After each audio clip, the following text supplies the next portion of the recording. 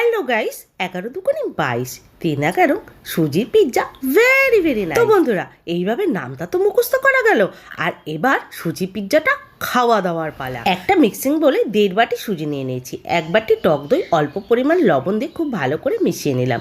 তারপর অল্প অল্প জল দিয়ে ব্যাটারটা ঘন করে তৈরি করে 20 মিনিট রেস্টে রাখলাম। 20 মিনিট পর ঢাকনাটা উঠিয়ে ওই ব্যাটারের মধ্যে 1 টেবিল চামচ বেকিং পাউডার আর অল্প জল দিয়ে ব্যাটারটা তৈরি করে নিলাম। আর বেকিং পাউডারটা দেওয়ার জন্য সুজিটা খুব ভালোভাবে ফুলে যাবে। ফ্রাই প্যানে অল্প পরিমাণে বাটার মেল্ট করে নিয়ে ওই সুজি ব্যাটারটা লো ফ্লেমে 5 মিনিট বেক করতে হবে।